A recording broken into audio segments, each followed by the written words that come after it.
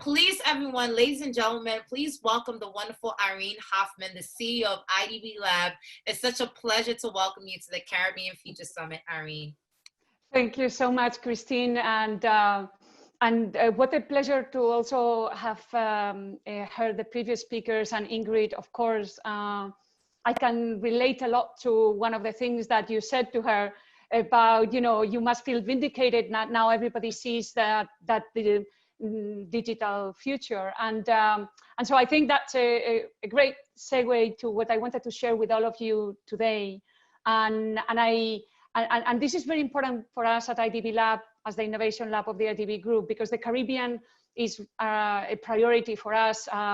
We are more and more active. We increased our local presence a lot in the last year and a half, and so I wanted to lead before I wanted to lead with the thought that the future is digital, yes, and the future is green and digital. And in that sense, I think the Caribbean has a unique role to play, has a lot to offer, and then each country within the Caribbean with its own strengths. And so that gives me hope as well, Ingrid, and that gives me hope as well, Christine, as you were talking with Ingrid about that. So the future is digital, but it also has to be inclusive. It must be inclusive. So we want a new future that is an inclusive digital future. What does this mean? Well, the next 5 years will be more disruptive than what the last 15 have been. This is not business as usual. We've all felt it. We've felt it at the country level, at the business level. We've also felt it at the personal level. And I really feel quite blessed to be in where we are in the Innovation Lab of a multilateral organization facing this situation, because and we kind of sense a strong call to action, because keeping up with the new reality is vital, and for that an adaptive mind and being in the lookout for new solutions to sometimes old problems is essential, and this is what we're here to do. So the pandemic has, in some ways for us as an innovation lab, only accelerated the way we wanted to work, the way we want to put innovation and technology at the service of a more inclusive region. And the digital economy has really transformed our lives a lot, and these new technologies can make a significant contribution to how we tackle development challenges, how we make a more inclusive society, how we also do it in a way that is environmentally sustainable, especially when we look at a far more data-rich and data-driven society, where we need to do it responsibly, but powerful AI models can really bring new solutions that were not available before. We do know that many jobs will disappear in some sectors. We do know that certain sectors, especially in the Caribbean, have been hit hard, like tourism, but we are reacting to it, and we are looking at it with new eyes, with opportunity. So let me say, because we rely on the dynamism and the strength of the startup ecosystem to find those new solutions, what is the current impact that the pandemic has had on that ecosystem? Well, at a global level, we know from the recent global report from Startup Genome that more than half have felt a strong impact, meaning they have not received any assistance, and yet almost 75% of them have seen a decline in their income. So they have seen, of course, their business model disrupted, but the pandemic has, as much as the pandemic has not been democratic in how it's affected society, where we see that the death toll in the population that has, for example, less than secondary education is exponentially higher than the rest of the population. It's also not been democratic in how it's affected businesses, and in particular the startups in a region. So they have been hard hit even harder than what we see globally. Our own study at the IDB group showed that 75% of them have seen a reduction in their productive activity. But we also know that the more tech-driven startups that are in fields where demand has skyrocketed, like digital health or digital education, they have seen an increase, or at a minimum, they have seen a much lower impact on their model. And we know that this includes many really promising examples from the Caribbean. We work very closely with the Tech Beach group, with Kirk Anthony Hamilton and his team. And we, in fact, one of the last trips I did before the pandemic was to Montego Bay to meet a lot of the entrepreneurs that they bring together every year. And I remember the founder of Blue Dot, a social analytics company. Imagine the need of what they do today to give us the insights that we need to create the right solutions that are tailored to the needs at the local level. Many examples, including some that we have been able to support directly, like MD Link in Jamaica as a solution for digital health. And this happened just in the first weeks. As soon as the pandemic started, we looked for the most innovative solutions and put endorse them and put funding behind them to help them accelerate. So what are some of the key drivers that we see?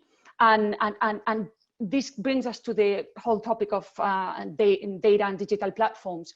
The digital economy is going to continue to evolve at a rapid speed. Most of us, as you were saying earlier, Christine, believed in it before. Now we are in an environment where everybody else also sees that there is a digital urgency, that connectivity is not just something nice to have, that connectivity is actually a basic service. So I think we are in an environment where we can scale those ventures much more rapidly because there will be an infrastructure to support them. The same thing goes for platforms, but they also need to be, you know, the way the workforce is going to evolve. We see that it's going to probably increase the number of people that rely on digital employment platforms for a living. So from online delivery systems to platforms, for example, like Zolvers in Latin America and the Caribbean that employs domestic employees, but that they also become quite vulnerable, especially in a situation like the one we're living today, if we do not develop around them something that we're referring to as worker tech services that do not exist today and are essential to provide this independent workforce with what they need in terms of health coverage, in terms of access to education, in terms of pension, in terms of unemployment security. So there is a big opportunity to innovate in those services. And we know and we want the digital employment platforms, the Rappies, the Uber of this world, to be part of the solution. And we're engaging with them. We're also influencing public policy with our colleagues at the IDB and different governments in order to basically create the basis for a solid, new, more inclusive digital society. This brings it all the way home, because when we created that new identity, the Innovation Lab of the Inter-American Development Bank, IDB Lab, is a 27-year-old institution under the roof of the IDB Group alongside IDB and the IDB Invest. And we changed our identity or our name a year and a half ago from MIF, Multilateral Investment Fund, to IDB Lab. And we did it in order to emphasize that we are here for the region to focus on bringing the best innovation can bring for inclusion, for a more inclusive society. And this is, in terms of, for all of you who are here with us today and have bright ideas, good ventures, what we provide are 3 services: financing, from grants, if it's very, very experimental, to pure equity. We have a portfolio of 325 startups. Knowledge, We Exchange, for example, a platform that has been for many, many years now connecting women entrepreneurs in STEM with investors and mentors, and connections, so financing knowledge and connections, including being part of this great community that you're building here. Finally, you know, I just wanted to leave you with a few examples of what we see as part of this innovation to future you know, adaptation to what the skills that are going to be needed and the future, what the future is going to require. And IDB Lab has developed for many, many years amazing programs in digital skills, in education, and so on. But what we're seeing now is that blended models, boot camps, part-time training integrated into educational institutions are rising. Self-directed learning, online platforms as a core strategy for training and guidance. And thirdly, innovation hubs. And we have many examples in the Caribbean of innovation hubs that we're working with, like Nexus, for example, in Guyana. And we, you know, we want to work with those local partners to make this a reality, to make sure that the Caribbean and other parts of Latin America and the Caribbean catch up and actually leapfrog into what the future is going to require. A few other examples, Bola de Cristal, crystal ball in Costa Rica, which boosts employment in knowledge-intensive sectors using artificial intelligence to match supply and demand. Again, in a virtual world that we're all living in, this is going to be more needed than ever. Another example closer to the Caribbean in Suriname, the Polytechnic Institute, transforming the creative industry. Speaking of what Ingrid was mentioning, of the strengths of each of the countries. Well, so this is transforming the creative industry through digital skills training in robotics, artificial intelligence, and algorithms. And finally, how do we help spread the socioeconomic impact of this knowledge and technology? So what we do, as I mentioned, in terms of the tools and what we want to bring today here in terms of our contribution to this summit, is channeling technical and financial support to entrepreneurs and young businesses through those ecosystems, ecosystem organizations. Nexus Hub, I mentioned earlier in Guyana, is a very good example, supporting ICT developer community, very well connected to other parts of the world. They generate viable technology solutions through HackSolve on social issues impacting the population, and they've applied it to real problems that are locally based, but also outsourcing their services to the world economy. And of course, in Barbados, our dear friends from Barbados to Jamaica, because they do cover in Trinidad and Tobago, they're present in Trinidad and Tobago as well, and many of the other countries of the Caribbean. TechBeat, who, you know, led by two extraordinary individuals who, with IDB Lab, we immediately sort of saw that there was a great complementarity in terms of how together we can connect entrepreneurs in the Caribbean with global networks and just provide a gateway for regional businesses to scale. In terms of this leads me to why it's so important that as a region also we mobilize the ecosystem but how to do it? No, usually it was quite fragmented and each country had its own networks. But what happened in the last few months, just there were no questions asked. Everybody came together. I think we all had such a clear goal of how we wanted to tackle the most immediate phase, the emergency, the health emergency, that it really didn't matter if you were in a government institution, if you were the founder of a startup, or if you were in a multilateral organization, just come together, look for the best solutions. And this is what we did in the first few weeks. 500 solutions came our way through our partners in the innovation ecosystem, and 20 of them are on their way to provide specific solutions that are dealing with 4 of the main categories that the OMS promoted the WHO as priority in terms of detection, prevention, response, recovery. And I'm very glad to say that, you know, we had great proposals from the Caribbean. Not all of them are here. Others have been supported by other partners that, that contributed to this effort. But one of them, as you can see, is ND-Link in Jamaica, that is going to be accelerating the access to digital health for many for many people in Jamaica and other parts of the region. DIMAGI is another one. It's inventory management system for critical supplies.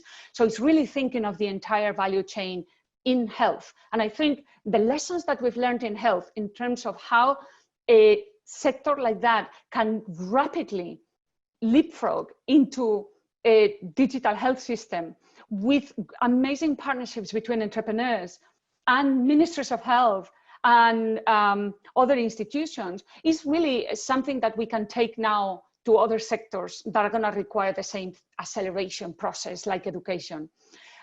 I want to leave you also with an invitation to participate in the Beyond Tourism Challenge, because the first phase of the emergency, of the health emergency, is still underway, but we quickly went into the phase of reopening the economy and are already in what we were considering to be the third phase, but they are all overlapping with each other. That third phase is, how do we help those sectors that have been hardest hit by this crisis, and especially in the Caribbean and in this case also in Central America, countries that depend heavily on tourism, that more than 10% of their GDP, like in Barbados, depend on tourism. So this is open to all of the countries in the Caribbean. July 31st is the deadline.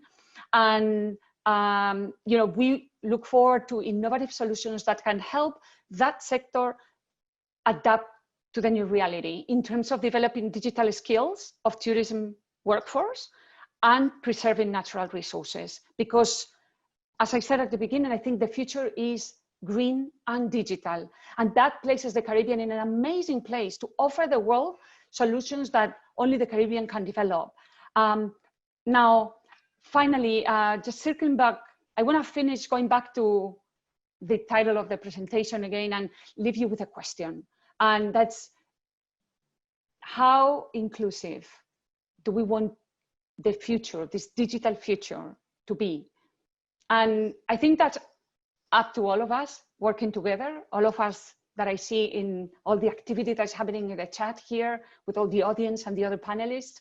So thank you. I invite you to connect, to be part of our network.